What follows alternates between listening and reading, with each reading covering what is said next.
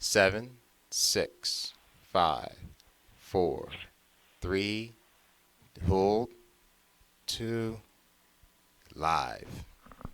Hey everybody, welcome to Living Your Best Life with Ann Denish. I'm Ann Denish, and as you can see, I'm missing my partner in crime today. Jonathan is off on his own little adventure, but I am joined by phone, Jamie PK from Texas. Welcome, Jamie.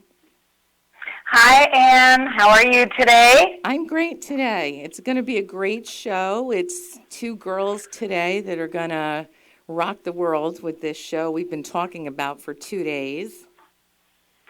I know. I'm really excited. Are you ready to announce what we're talking about? Yes, I am. Today we're going to be talking about In Pursuit of Happiness and Positivity. And Jamie and I have talked a lot about this in the last couple of days, that there's so much, and we've talked about it on all the other shows. Everybody's got stuff going on. Everybody's going through something. So we decided to talk about, because so many people have been saying to me, I'm looking for happiness. I'm looking for positivity. And I'm reminded of the song Looking for Love in All the Wrong Places. And I'm thinking sometimes we look for happiness and positivity in the wrong places because, as I've said a million times, and Jamie will agree with me, we hold the key to everything we want in our life. Everything begins with you, with me, with Jamie, with all of us. It's all within us. And so often I see people looking for that happiness in another person, in a nightclub, in spending money, in self-medicating just to get through everything. And those are the wrong places. Those are, I'm not saying anybody is wrong. There's no judgment. But the happiness and the positivity has to come from within yourself. So we're going to talk today about how do we do that. So I'm going to let Jamie talk about that a little bit. Well, Ann, our conversations this week have been wonderful in that all of us really do have to find that sweet spot in positivity. And sometimes it's really hard, especially when we have the outside influences of others. Absolutely. And unfortunately, I shouldn't say unfortunately, with us being humans, we are tribal. We seek other people, whether it's in the workplace, at home, even when you're shopping. We have to seek others. Therefore, since others are a part of our life, it's hard to remain positive all the time because we have outside influences. So being happy and being positive 24/7, it's hard work.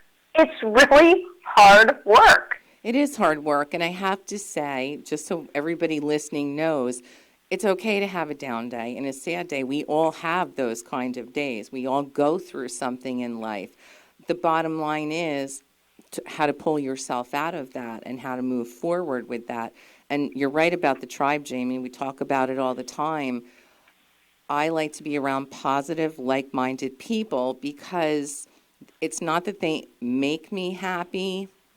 I'm happy to begin with, but they enhance that. They bring out my better sense of self, and I think that's where we're talking about happiness begins with you and everything else you're doing in your life. You know, you can self-medicate it all away and might think that made you happy, but you've not gotten through what you're going through. You've just skirted around it, and that's why to find the happiness, you have to really look inward to yourself and figure out how you're going to do that. The people you surround yourself absolutely is key. It's just you can't rely on them to make you happy. If you're having a bad day, you can look for their support to help you get through that or to help you find your happiness again.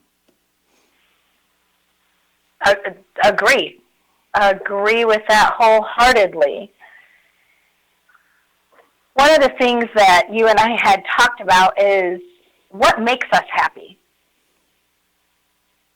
What is it that makes each one of us individually happy? Okay, I'm going to let you go first. Name three things. Three things. Three things that make me happy is leading other people to joy.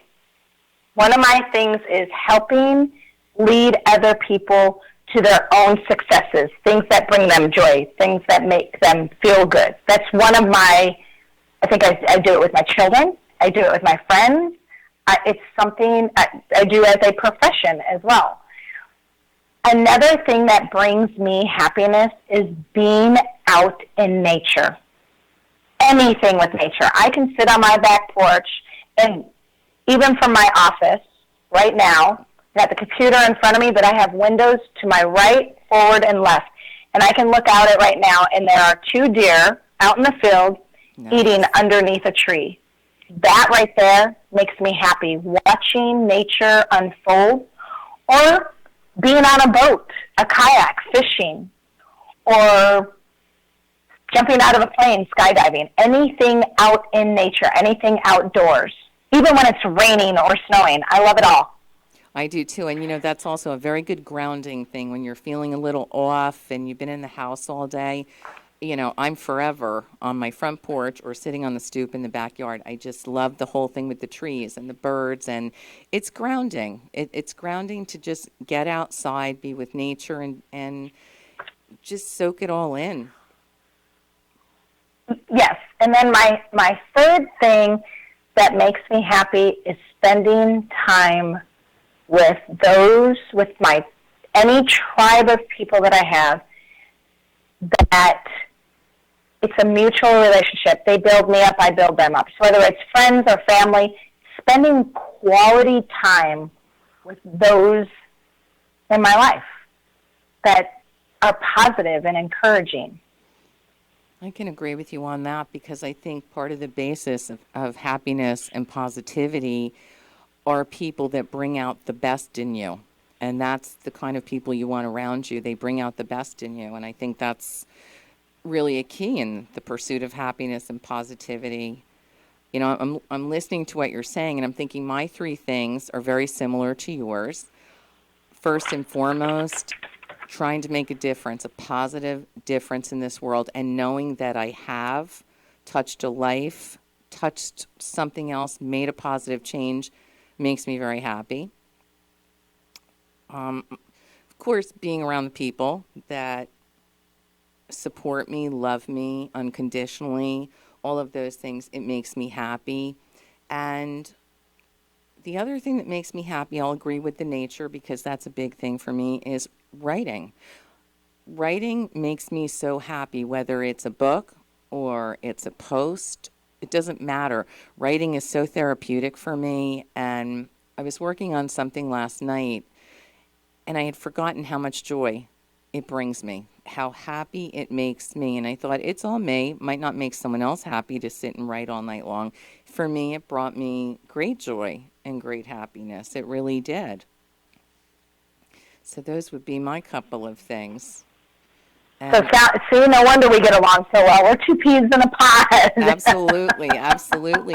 And how many times do we ask, we've talked about this, mostly everything we talk about on our shows, you and I have talked about before, you, Jonathan, and I have talked about it before, but there are some people that think, they don't realize it's a choice to be happy and positive, and it's not always the easiest choice every day. It's just not always. You have a difficult day, or, I could say you fall off a chair and you're not feeling too good, or you do something like that. Didn't we talk about that a few weeks ago on the show? Absolutely. But everything is a choice. And what I think I think a lot of people, and that's what I'm trying to do with the show too, is to explain to them, the choice is yours. If you don't want to be around certain people, don't. If you want a different life, make the choice to make the changes you have to make. That's all. And happiness and positivity, it's the same thing. I mean, you can be a negative Nell and an Eeyore if you want to, or try to find the positive. I think I said to you the other day, Jamie, I try to justify every not so good thing in my life. I try, no matter what it is, I try to justify and find a positive. Well, that was a sad thing that happened. Yet, the real truth of the matter is, you know, I had this or I got this or it did that. So that's where I try to change my thinking, because when you change your thinking, you can change your life. You can change your perspective. You can change your mindset. When people say, I'm too old to change, I'll call them out on it. I'm constantly changing, and I like that. I like to constantly change. Otherwise, you know, life would be pretty boring, pretty restless, and pretty dull. You're right. And you know, one thing though, you authentically and naturally are positive and look for positive. You also are great at allowing your authentic self to shine through. Thank you. And what I mean by that is you have no problem announcing you fell off a chair.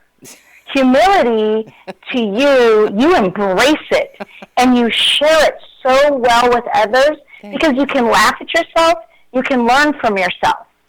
And a lot of people don't know how to do that. So maybe it's, you know, how you and I can say, hey, just look at things positively. But if you're 60 years old and you've never been shown what positivity is like, or you don't remember what it's like, you were raised in a family that didn't give you that, you went off, you got a job, your marriage, your children, if that's something that isn't a quote-unquote habit of your lifestyle, maybe we need to have a show about how to go about doing that. What does it take to help change that? Are there books out there? Are there authors that we can listen to on their audio books? Are there seminars we can go to? Are there YouTube videos? What's out there to help a person have a positive outlook? And as you just said, both you and I share with each other books, breathing techniques, meditations, everything. Well, you know, it's like you break the cycle. You and I have talked about our lives growing up, and we're not criticizing any way we were brought up, but we also knew that we didn't want to be a certain way when we grew up. I was, you know, I've said it before, and no offense to my mom, she's always been so negative, and I've always felt so bad for her that everything is negative. And there you go again, I made a choice not to be that way. I made a choice to be a certain kind of mom. I made a choice to be positive.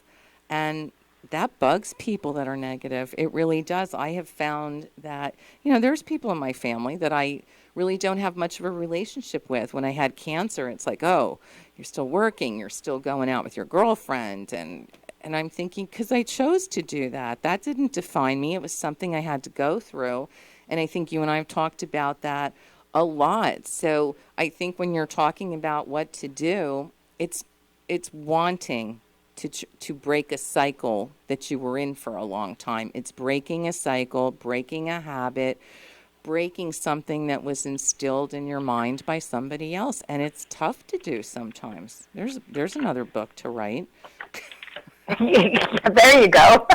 That's what living your best life is trying to do. We're trying to break people of that preconceived notion that, oh, that's as good as it gets. That's the way I was brought up. That's, you know, why change? Or it doesn't get me anywhere to be positive.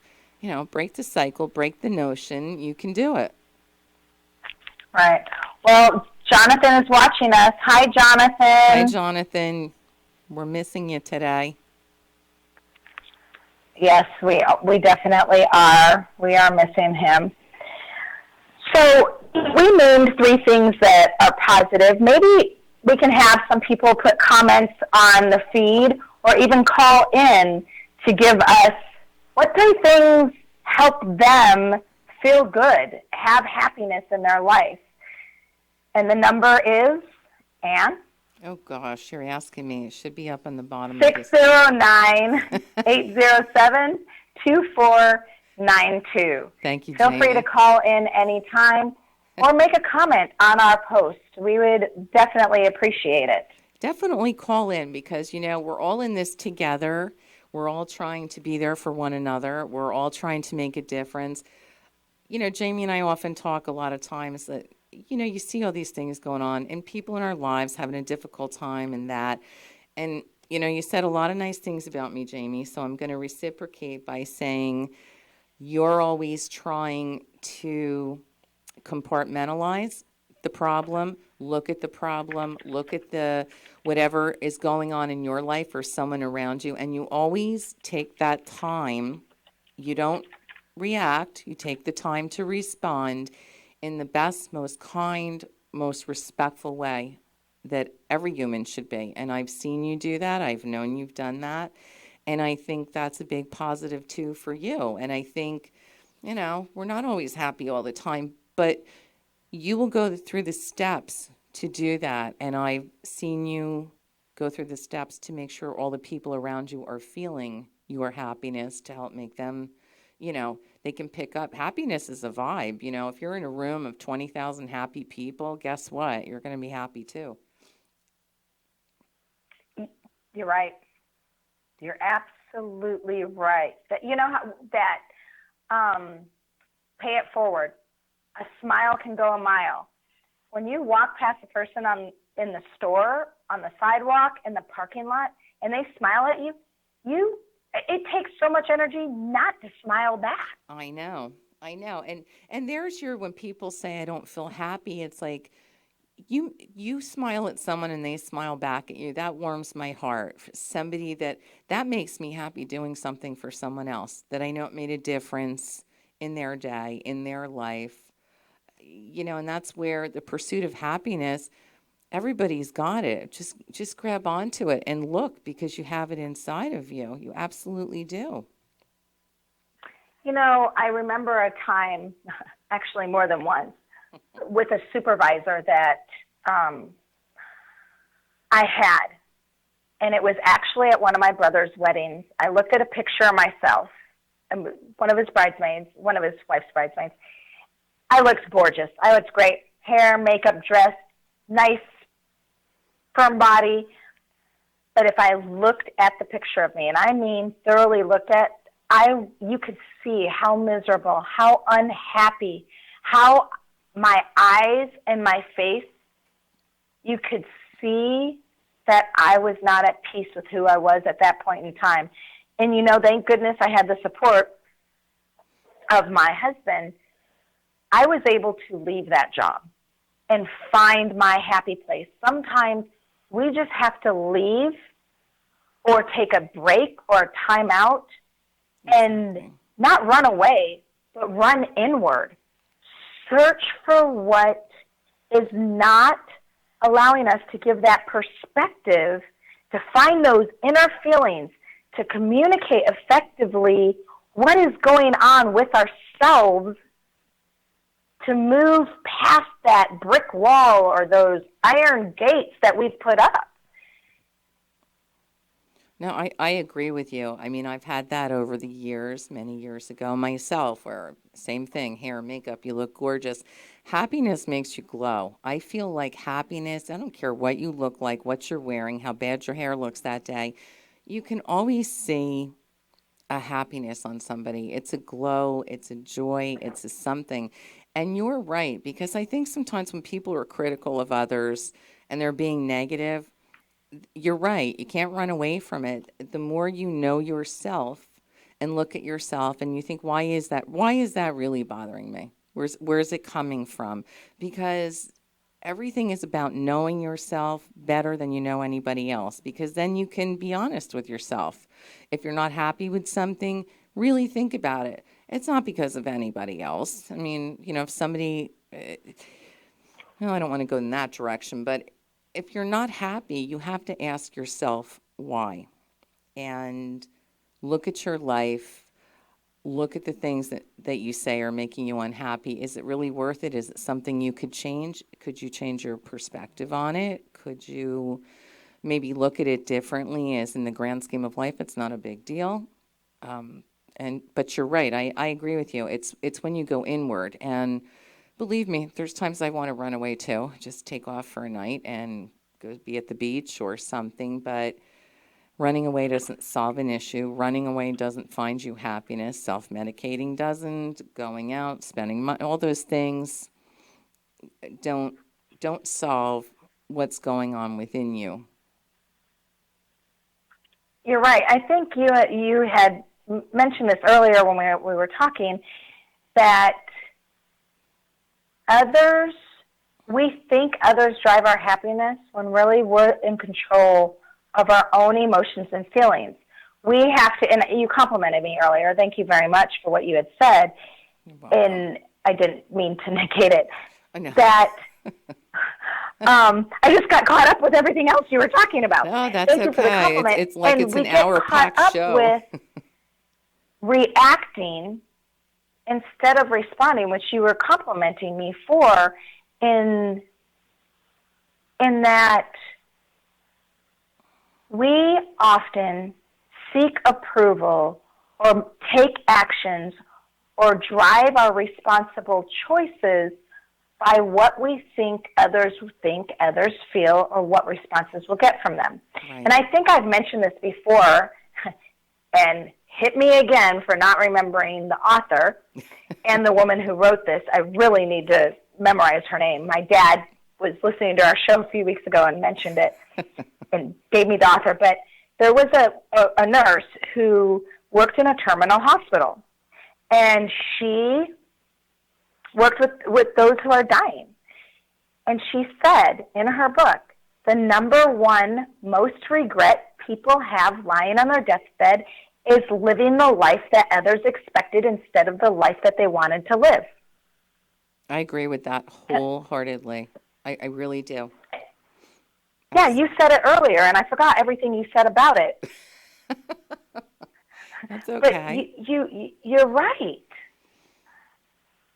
You know, there's things we have to do. You know, when you're a parent, you have to parent. There's things we have to do, but I don't think anybody, I think well, you know, you're right. It's a good point, James, because your pursuit of happiness is living the life you want. Now, that life involves other people. It could be your kids, your certain family members, your friends, your significant other, but you still have to start from number one, which is you.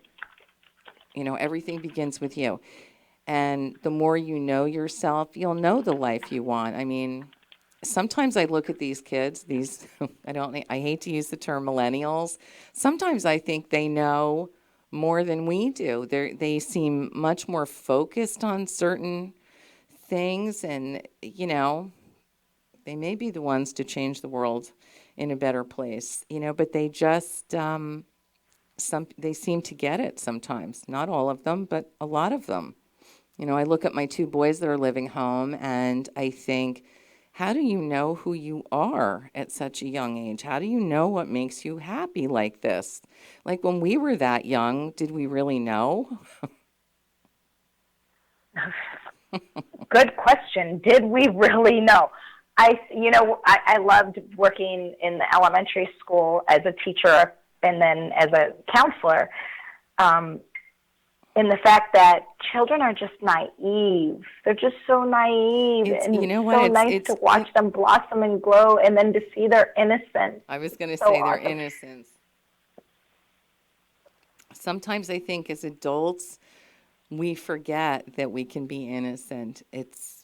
And happiness is innocent. Happiness is wanting to feel joy and be happy no matter what the day brings. And I'm also going to throw in, I know, I didn't throw this in our outline this week, but gratitude plays a big part in happiness and positivity. Gratitude is big. You know, when you can go get up in the morning and be grateful for having another day, when you can go to bed at night, even if you had a bad day, saying, I'm grateful I got through this day. I'm grateful nothing was worse. I'm grateful. I think, I always say it's a perspective and a mindset. It's how you look at everything. And the gratitude, I think, is one way to pursue your happiness and positivity. Yeah, it's very true. Very, very true. I want to change gears for a second on happiness and positivity. When you and I were talking in the notes, we talked about perspective. Right. one of the best books that I read that is a story but helps you understand perspective is The Noticer by Andy Andrews. And if anybody can, it's a quick read, easy read. I think it might be even on Audible. I can't remember. But it helped me during a very difficult time in my life. A friend gave it to me as a gift. And it allowed me to learn, to teach myself how to step out of my shoes and look at things from an eagle's eye up above, look at things from the other person's perspective, step out of the entire situation and look at it from the outside looking in. And it takes a lot of energy to be able to do that. It absolutely But does. once I learned how to change my perspective, I learned a lot about myself. And I agree. That's, like sometimes I talk, yes, I'm an empath, you're an empath, the life of an empath. It's difficult to be an empath sometimes because I can feel anybody's energy, good or bad. I feel their pain. I feel all of those things. And it's a difficult spot, but it leads to a better understanding of yourself and a better understanding of how to help somebody or what to say to them that maybe could help with their perspective or help support them through a difficult time. I love this quote. I follow Trent Shelton all the time. I think the man is amazing. And one of my favorite quotes, he said, "Don't lose sight of your final destination because of your current situation." And he's true. It's that age-old saying, I've written it before, it won't be like this forever, just for today. And that's where I think the perspective can be helpful. And like you're saying, step out, take a bird's eye view, take a look, understand. I think that brings more understanding between people as well. It does bring more understanding between people. I mean, a lot of marriage counseling or group therapy sessions bring in work for people to look at things from different perspectives. It helps all relationships, whether it's a boss and an employee, Right. mother-daughter. I mean, just when you brought up a few minutes ago being a parent, how hard was it for you at times when you're trying to teach your child something or to bring them out of their box or to help them see how they could be successful at something or how what they did was a poor choice, but you couldn't step in their shoes and see it from their angle because we were so stuck as parents doing the parent thing. Absolutely. I agree. And, I want to bring up a point because it was our good friend Rich McGill who said to me the other day, it's great to be positive, but don't be so positive that you lose sight of a not so good or bad situation. In other words, he was trying to say you need to always keep your eyes open too. When you're looking, you could be so positive saying, oh no, it's okay. Oh no, it's going to be fine. Oh no, that you might actually be putting yourself in a negative situation because you're overly positive when you need to trust your intuition, trust your gut, and keep your eyes open, that you're not blinded by positivity either. I think it's good to be positive in a realistic sort of way as well. I think we had talked about that on a previous show. I believe we had a bit of a segment where we talked about we are given challenges to remind us to appreciate the good. Mm-hmm. It helps make us find happiness. It helps us find joy. Otherwise, we wouldn't know what joy feels like if we didn't have challenges and hardships at times. Mm-hmm. I agree with you.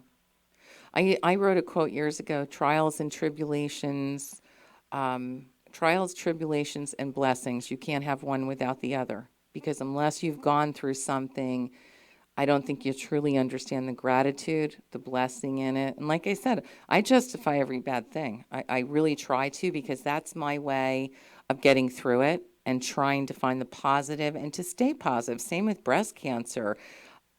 I looked at it as it's something I was handed in life. So what are you going to do with it? Where's the positive in having breast cancer? For me, getting through it, being a 5-year survivor, speaking about it, writing about it, helping all these other people going through it or their family members. So for me, I can say, well, I guess there was a reason I went through that because I was just the girl to turn around and do something positive with it. And I think people can do that with anything. But there's your mindset and perspective. But you can do that, I think. Absolutely. Absolutely. Excuse me. I'm going to cough for a second. Okay. I'll talk while you cough. Okay, I apologize. I've had this allergy. Anne is well aware, as I'll share with our listeners.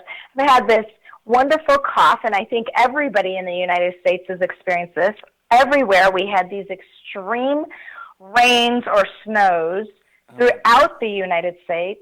Then it would get cold, then it would get warm, then it would rain. So plants and trees didn't know, should I bloom?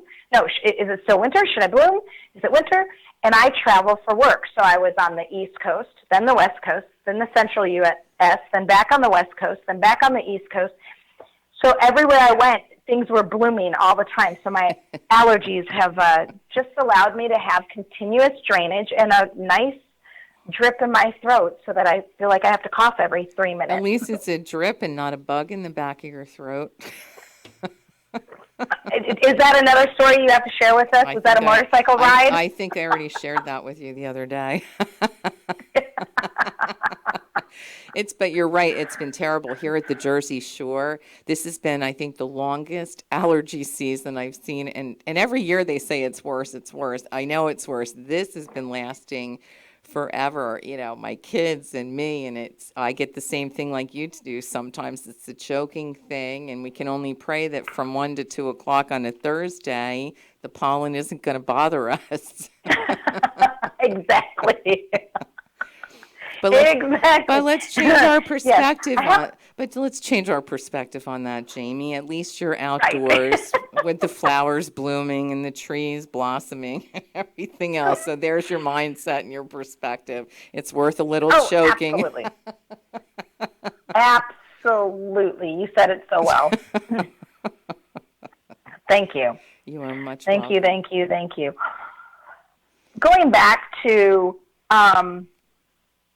what have you used so you and I both have shared also several times that I think I made a post, you've made a post that, there are days where you just wake up and it seems like you, everybody, I mean, when I say you, I mean any of us, that we are just dealt or thrown another fiery glass ball to juggle, and we just can't take it anymore, and we go onto the couch and we grab our favorite blanket and we either turn on some comfort TV or movie or we grab a book, and sometimes we can't even focus on that and we just want to be in that fetal position and just cry and cry and cry.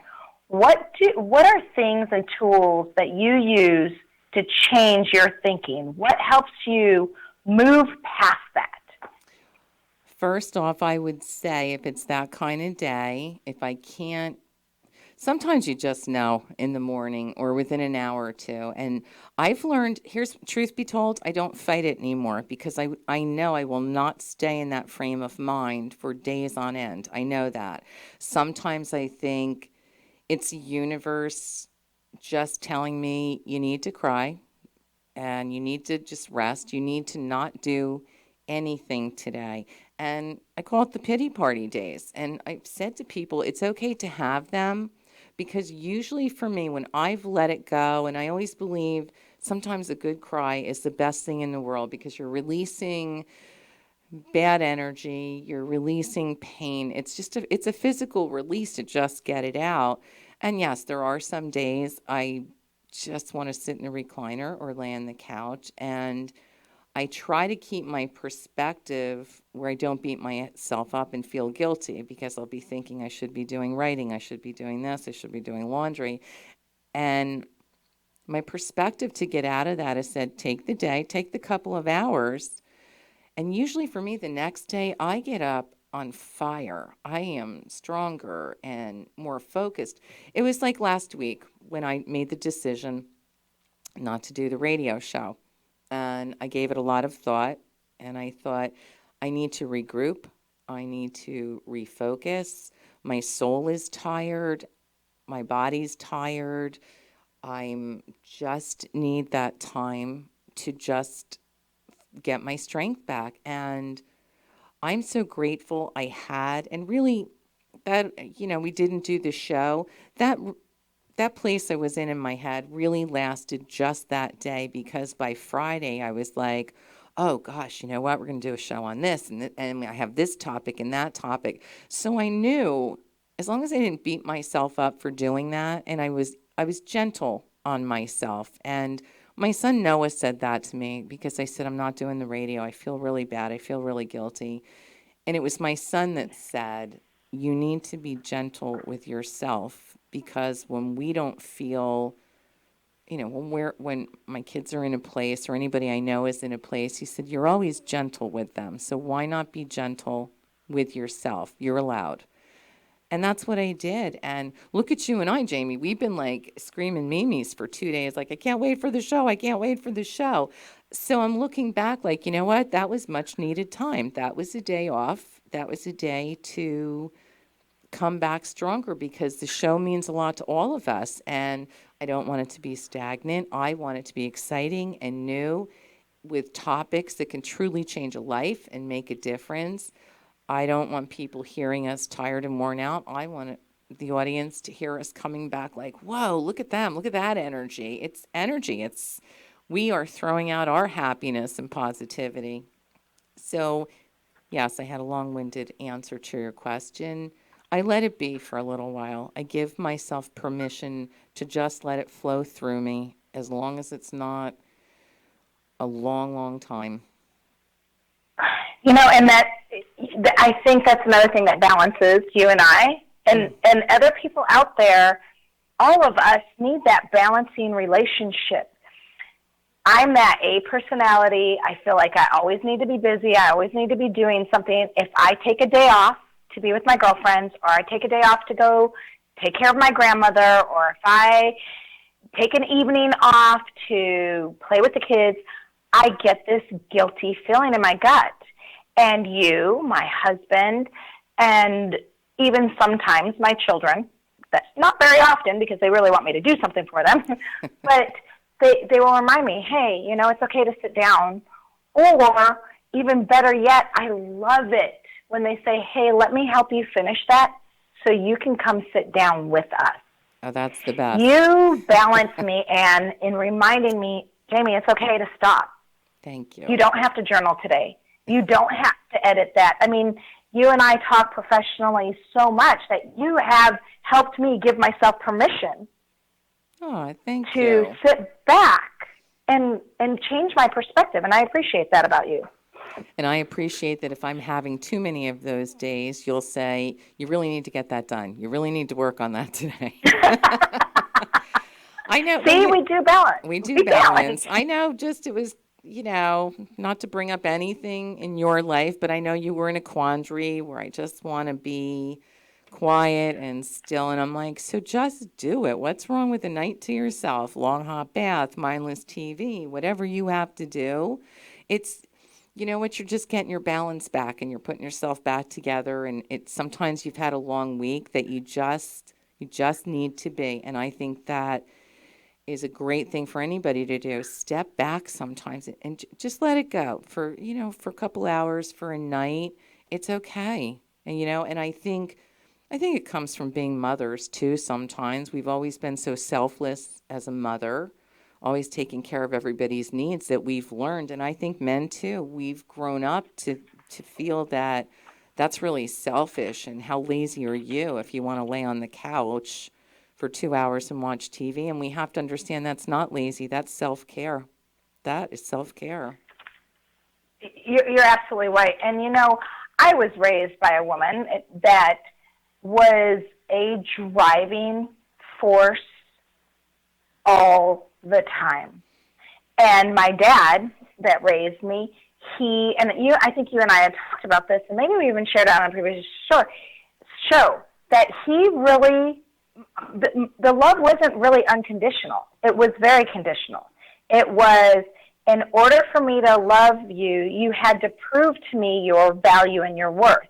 And I don't mean in a very negative way. He was always positive and uplifting, but you know what? You have to go take care of the chicken hen, make sure you collect all the eggs, you feed them, you clean out the nests, you make sure they're all in at night, and I can reward you with, we'll read a book tonight, or go brush down the horses, or go weed the garden, or go get straight A's, or go get a job, or it was always something in order to get something from that. And he literally would put his hands out like a scale, the old time scales, and say, if you want in one hand, you have to give in the other to prove your worth, and they have to balance each other. Wow. So I was raised to constantly work, constantly be getting approval. I hear you on that. And again, it's hard to break some cycles, and you may not be doing that to your family or anybody in it, but it's still in your head because it's still happening to you. It's hard to break a cycle like that. It really is. It is. Well, we have had some listeners here this morning. We've had Maureen listening and making comments and saying hi to absolutely everyone. So, Maureen, thank you for listening in and sharing all the confidence that you have given us. And, of course, we gave a shout-out to Jonathan. We also have a Miss Prescott, and I hope I'm saying that right, share a little bit about it took her until she was older to live her best life. And she said it was her oldest daughter that was very instrumental in helping her reach that point. Wow. She made, quoting her, she made me see life in a different light, and by saying no and meaning no. So thank you for sharing that. That is so true. Giving yourself perspective through your family. Wow. But thank you. We also have a few listeners. We have James Dean Wheatstone, William Green, and Steve Ray. Thanks for listening in. Feel free to make comments and share your perspective, or even call in at 609-807-2492. I like that story about that she was living her best life when she was an adult, because I have to tell you, I don't know that I've really mentioned it on the show. Before my first divorce, I was still living home, I was still married, 5 kids, and a friend of mine, I was doing the mommy thing. I was a stay-at-home mom 24/7, and a friend of mine said, why don't you go back to college? Go to the community college, take a creative writing course. You used to love to write in high school. And I'm thinking, wow, I forgot that. So I did go back to our local community college, took a creative writing course, met my professor who thought I had such talent that he put me in a writer's workshop. I went back to finish, was taking World Lit, our World Civilization course, a history course. I was changing my body. I was working out at the gym. I was losing weight. I was doing all these things. I was nervous because I thought, this is going to change me. What kind of mom am I going to be? And I remember my older son, and all 5 of them were like that. The 2 youngest didn't really realize it. My kids were so proud of me that they said that to me, you deserve to have a life. Look how happy you were. And just so happened, the history class I was taking at college, my older son was taking in high school. He used to always say to his friends, you better watch out. My mom's all in shape now. She could beat you up and do this and that. And I never thought they would have been proud of me. I thought it would have been, you're taking away time from them. And I thought, when I started living my best life, I think they began having an even better life themselves, because I was showing them that I need to have a life too, and that I was important, and I think that's a great story because I think that's when I began to live my best life, was when my kids as well were supportive of what I was doing, even though I was terrified because I didn't know if it would change me for the better or for the worse. And it was for the better. Fear, false expectations appearing real. Yeah, it's It really stops us from being able to find happiness and stopping us from looking at things from a new perspective, finding the positivity in it, and good for you for making that change. And you wouldn't be where you're at today if it wasn't for that. Oh, absolutely not. Never would have published a book. Never would have done anything. Not by a long shot. Not by a long shot. And we're talking about fear. I think sometimes, I know people. I just wrote the post the other day about change, and change is scary. And but the one thing I believe in, it can be scary, but it's always worth it when you're doing it for your best life. And I think some people are afraid to be happy, afraid to be too positive, because what happens if something bad happens or something sad happens? That's going to happen. This is life. I mean, I don't look at anything I've gone through in my life, including cancer and divorce, as some people would say, oh, all the stress and drama. No, it was life. It's not. It's how you view everything. I don't look at anything like that as stress and drama. It's just a day in my life. It's life to deal with, and sometimes I think people are afraid. It's kind of that I'm afraid for the other shoe.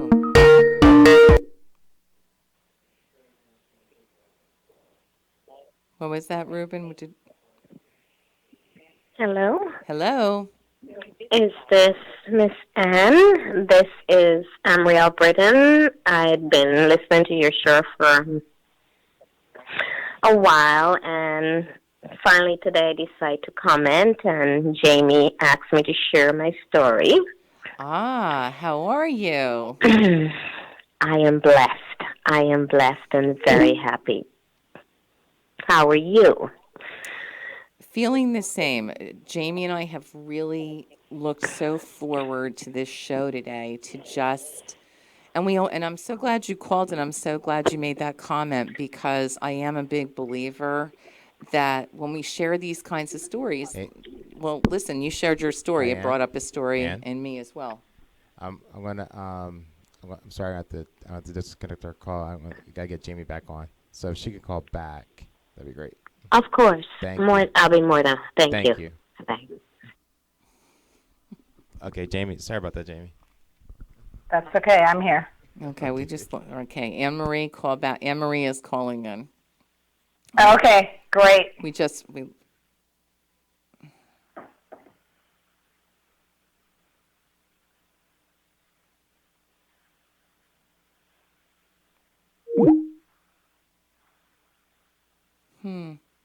much of a lull.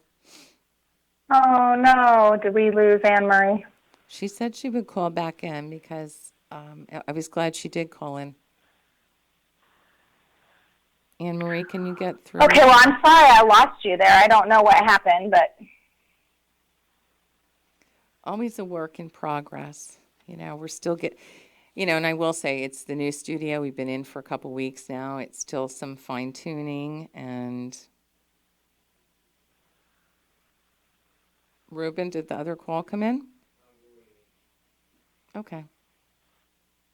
All right, Jamie. Well, let's keep it going. And Anne Marie, I hope you can get through to us, because I think that was really sweet that you called in, that you even posted number one to tell us your story, and that you took the time to call in to talk to everybody. And I know Jamie and I would love to talk to you, and a lot of people listening would love to hear from you as well. So in the meantime, Jamie, let's keep on with this fear thing until we can get Anne Marie back. that sounds good. I lost you for the last part of your communication, and I do apologize for that. That's okay. I don't know what happened on the phone lines. It just disconnected. Oh, boy. That's okay. I was just talking about how I think some people are afraid to be happy and positive, because it's like it's waiting for the other shoe to drop. Like, you know what? I'm not going to go through all that work to be happy and positive when this can happen or that can happen instead of, they're always 10 steps ahead of themselves. So what?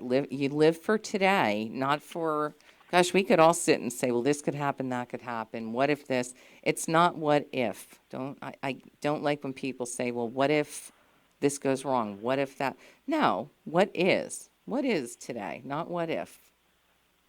I agree. It's funny, the what if, taking a step back. And it's really funny. I was just talking to my husband about this, that it's weird that our daughters are the what ifs.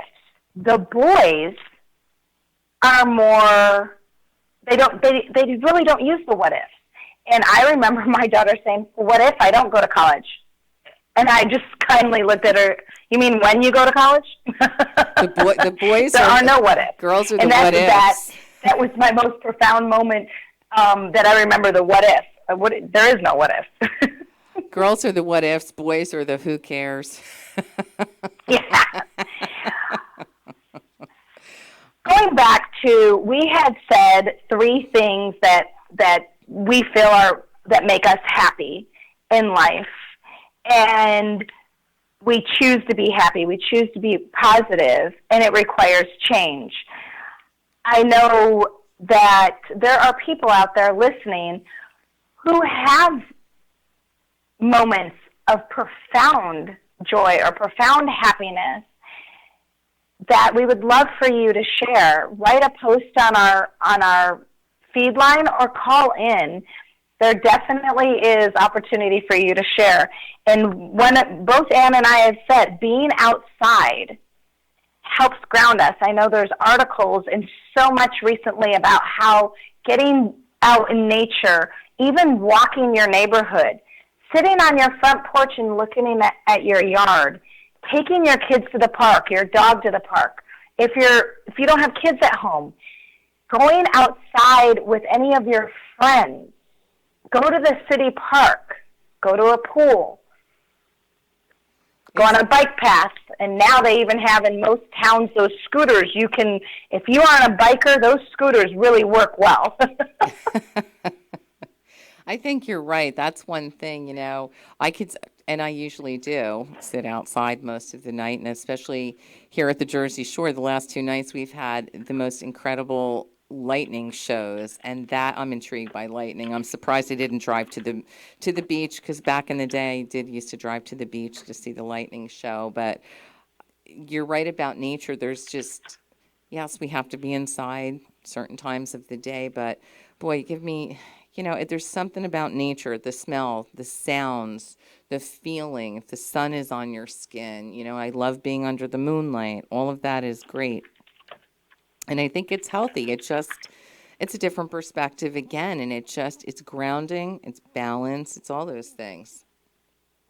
You were saying the lightning shows, and you and I had this conversation and sharing that with everyone, that yes, lightning is beautiful, relaxing, as long, of course, if it isn't hitting you. Oh, yeah, as long as it's, and I want to say that to anyone listening, because I know we've had tornadoes and really terrible weather around here. So my apologies to anyone. I'm talking about the atmospheric, like heat lightning, atmospheric lightning that's not hurting anybody else. I don't want anyone to think, oh, look, a tornado, yay. No, not at all. A friend of ours posted the other day, tornadoes, they were on the highway, and of course they went under a bridge, and they stayed there because the picture they posted, you could see these clouds forming to touch down to create a tornado on the highway directly in front of them, and how great the picture looked, but how scary that must be to sit there. It had to be. I mean, I could see, there's one time I could see there's a little fear kicking. We have Terry Smith who's trying to call in. Is there a possible way to answer that? We're working on it. Okay, yeah, we have, and we also had another person call in, so there's something going on with the phone lines. So who do we have? Guys, thank you for calling in. We're working on what's going on with the phone lines. Please be patient with us. As soon as it's up and running, we will announce it. So who else do we have? We had Anne Marie, and who else? We had Anne Marie. We had Miss Prescott call in. We had Carrie Smith call in. So Let's I try it don't now. know. Okay, guys, give it a try now. Ruben's telling me it should be working. Okay, I will.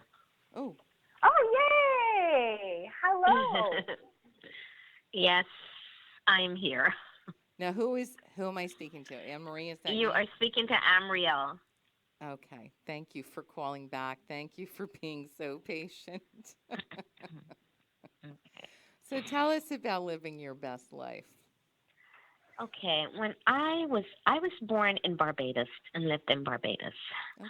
When I was 18 years and 9 months old, my life would change, but it would not change in a good light. It would put me in a dark period for a very, very long time. I had come from an underprivileged home where my mom was an alcoholic and I was being raised by my elderly grandparents. And my granddad, being a diabetic, had lost both of his legs, so I am now 18 years old and I have to work to help the family. So I used to babysit for a very wealthy American family who were very prominent from the New York area. Okay. And in that May of 1975, my life would change.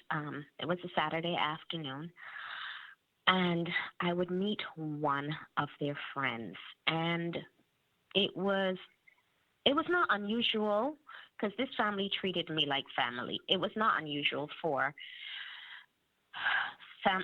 friends coming from overseas through their home to introduce me. They would introduce me and it would be like, this is Amriel, our babysitter, and this is so-and-so, our friend. So that Saturday afternoon, I met that person who was way older than me. He was 50 years old. From what I found out, he was, he was married, had kids, some of whom were older than I was, and he was a grandfather. Oh, But there was something about it. I had never seen anyone look at me in that light, but I just thought,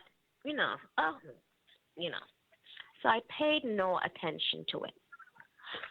But this person relentlessly pursued and pressured me. And next thing you know, I was in a sexual relationship with him. He would show up outside of my grandparents' home. oh boy. And I would be so embarrassed. I couldn't speak to my grandparents because, that was taboo. Mm-hmm. And I would end up going outside of my home to meet him, for him to take me on the beach just to ravish me. Okay? That was, this went on. And by December of 1975, I was now impregnated by this person. Wow. So here I am. What am I going to tell? I cannot tell my grandparents because I would be asked to leave my home. Right. Who do I speak to? Who do I tell? So I prayed and I prayed and I prayed. I prayed earnestly that something would happen, and it would all go away. But nothing happened. And, I still kept praying. Well, the husband of the family that I babysat for, he noticed a change in my whole demeanor. And he decided, he kept asking me, kept saying, nothing's wrong. He says, you don't look well, and I'm going to take you to a doctor. And it wasn't given a choice. He took me to a friend of his who was a physician who confirmed that I was 5 months pregnant. And he was livid. He was like, right away, he called this person's name. He said, Ted. And I was like, yeah. He was like, oh, my God, I'm so sorry that I put you. He goes, I never knew he was like this. He said, I see him leering at you, and I suspected something, but I didn't have any proof. Anyway, he confronted him, and he asked him if he knew what he had done. This person was a U.S. diplomat. He was the ambassador to Barbados. Oh, boy. And he asked him, he said, do you know what you've done? Do you know what the ramifications are? Barbados, he says, Barbados is a small island, and if this gets out, it'll be an embarrassment to the U.S. government. You can be recalled, you can lose your job, whatever. So his solution to the problem was to ship me out of Barbados. And the way he did it, July 17th of 1976, I was on Pan Am Airline to New York. Imagine, I'm going to New York. I don't have any family. I don't have anyone. I don't know anyone in this, and penniless.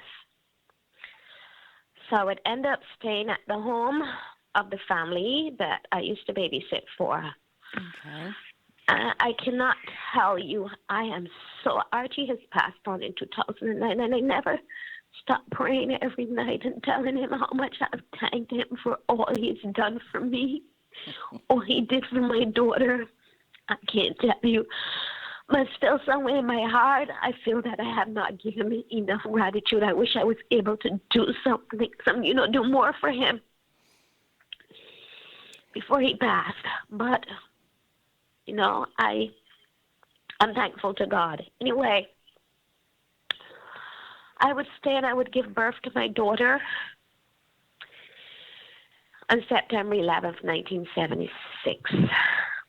Okay? While I was here, I never received a call or anything from this man who had impregnated me. He had gone on like nothing had happened. And Archie and his wife and his family, they were very, very angry, but they also felt guilty for putting me in that situation, which they didn't. What happened then was their friends kind of network. They knew what was happening. They kind of network, and everyone had helped me out and was very supportive of me. But I longed to go back home to my grandparents because they were elderly. I longed to go back home. And, they were disappointed because they didn't know I was leaving. But when I got here, Archie allowed me to call them and tell them what's happening. They were shocked but disappointed. But they told me they still love me. I felt great, but I still wanted to go back to my family. I wanted to go back to my home. I just didn't feel complete. But I listened to Archie, and he was like, what would you do if you go back home? Who's going to help you? How are you going to provide for your, this little innocent child, whatever. So I stayed. In October of 1976, I also became an undocumented immigrant because the visa that he had stamped in my passport to get me out of the country has expired. So, what am I going to do? I can't work. I can't do anything. Let me ask you a question. For all that's Mm-hmm. happened, and I'm sorry that you had such a difficult time, and I know we have to close the show in the next couple minutes, but let me ask you, for all that's happened, how are you so grateful, and why do you feel blessed? Why do I feel blessed? Because my daughter made me look at something. She says, Ma, never a mistake, a life learning experience. She says, but now you cannot continue to hold yourself guilty. You cannot continue to shut people out of the world, and you cannot continue to not trust people. She says, you have to live. You have to live. And she says, right. Look around you. She says, look at the birds. And it was tough, at times she would make me realize, don't shut people out, let people into my life, share my story with people, that there was nothing wrong with what I had done. I didn't do anything wrong. It was his fault, and I need to stop feeling guilty. And she said, just exhale and let go. She says, let go. She says, if it means that you have, she says, another thing, stop letting him worm his way back into your life. Sure. She said, you did it for me. She said, you know what? you did it for me, but at the end of the day, you didn't do it for me. You did it for him. She says, because she says, when I reached 13, I saw him exactly for who he was. And your daughter is absolutely right. And this is what we try to talk about on this show, that we all go through difficult times, but when we can look at the grand picture and find the gratitude for having gone through it, it changes us and can change us into a better sense of self. And I want to thank you thank you a lot for sharing something that was Sharing. really painful Yes. for you. And I don't want to cut you off too short, but I know I'm going a little over the time. So what I would That's like to, okay. I'm going to let Jamie say hello to you, and I'd like to invite you to call back next week and share a little more, because what you did, you're explaining to people, some people would be like, worst thing in my life that ever happened. I'll never be happy. I'll never be grateful. I'll never be anything. You have a wonderful, wonderful outlook, and God bless you and your daughter for Thank you. for Thank you being so grateful, much. for being grateful and understanding it was a rough time, but you know what? The rough time brought you what sounds like an amazing daughter. Amazing. Yes. And Yes, and two I wonderful agree with grandchildren. everything Ann just said. You have found the best life you can right now, and you found tools and techniques to use. You surrounded yourself with a tribe of people to help lift you up and move you beyond. And I believe Ann and I have talked about the power of meditating and breathing in a lot of our lives to get past difficult times, challenges, negative images. So thank you so very much for sharing. And yes, please call back next Please week. call us back because next we week. are over our time for this week. I promise you, I will. If my story saves one young, innocent girl out there, I would have finally reached my pinnacle. Well, you know what? Then you're one of us, because this is exactly what I say. If my one story helps someone get through it, makes them feel better, takes away all their negative feelings of guilt or shame or something, that this is how I got through, that's all I need.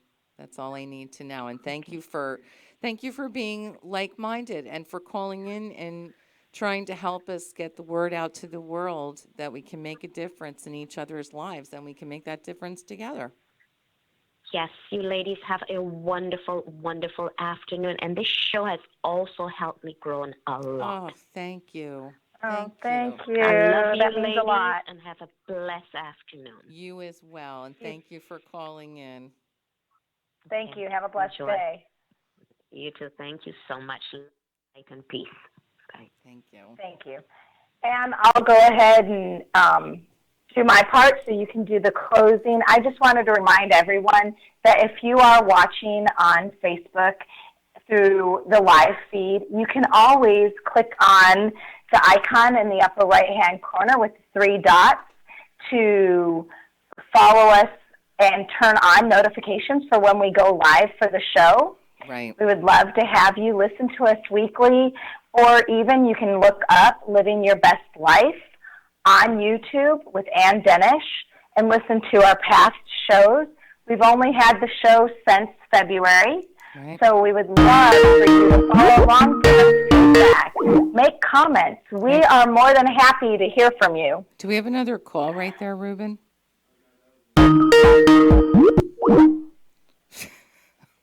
What a show. Okay. What a show. So, Ann, I just want to say you helped me find my happiness. You helped remind me to be positive.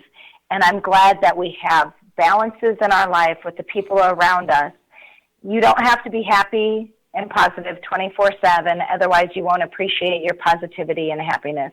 Right. But finding it within you and actually living it is important. And if you can't find it, find people to help you find it, or Right. take a time out from life. It's time to go reconnect with your feelings so you can communicate who you are. Absolutely. Well, thanks for joining me, Jamie. I think the show turned into even more than we had hoped it would be. Agree. and I'm really looking forward to next week. So on that note, thank you for being here with me today. You've been missed, and thank you. And I think it was good. We took the last week off. I really do. That was my positive thing. I think we came back able to help people even more because you know what? That week off, we helped ourselves and refocused ourselves, and I think it was a good thing. I want to thank everybody who called in, who tried to call in. I apologize for the glitch with the phone lines. I'm not going to make a promise I can't keep, but hopefully by next week that will all be straightened out. Live your best life. Be kind to others. Be gentle with yourself. And find your happiness. Find your joy. Stay positive. Be positive. It won't be like this forever. Sometimes it's just for the day. Sometimes it's just for the hour. Thank you all for joining me. I do believe I have a song queued up in here. I will see you all next week. Have a wonderful day. As always, wishing you lots of love, light, and dreams come true. Thank you.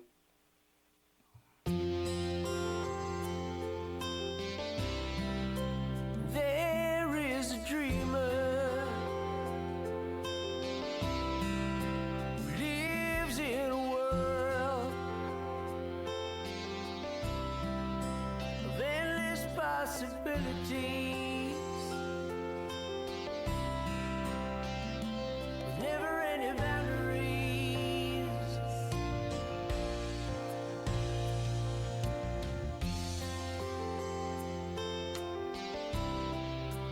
The dreamer has a passion,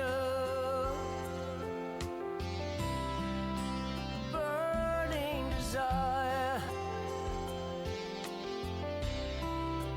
dares to reach higher and higher while running